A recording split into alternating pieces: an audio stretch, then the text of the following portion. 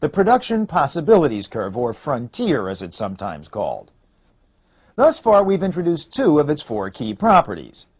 Scarcity, which means there's a trade-off or opportunity cost to anything you do or consume.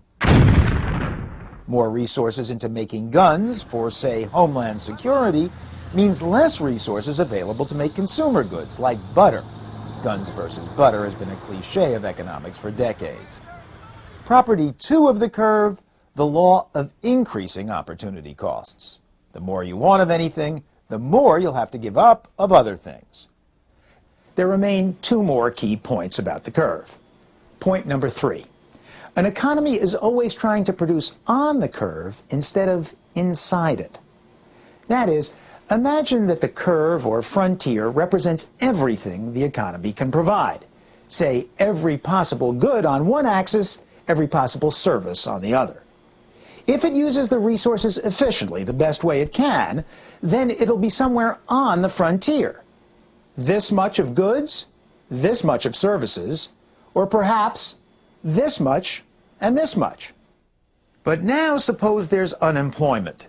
People sitting around who want jobs but can't get them. If working, they'd be providing goods and or services, but they're not.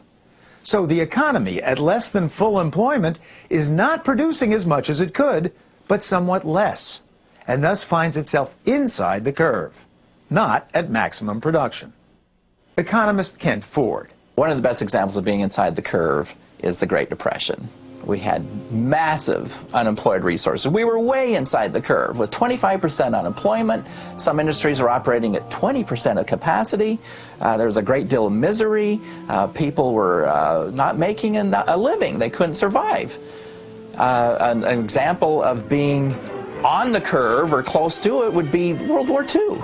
There was a massive effort in that war. War production, tanks were being produced, airplanes were being produced, and everybody was working.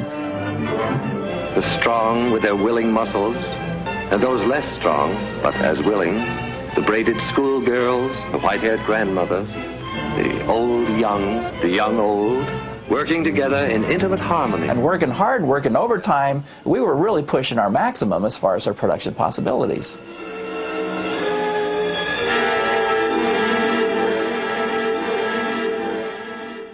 Finally, here's the fourth and last point the production possibilities curve illustrates: economic growth itself. Growth means pushing the frontier outward. And that outward push is the goal of all economies, to get bigger and richer.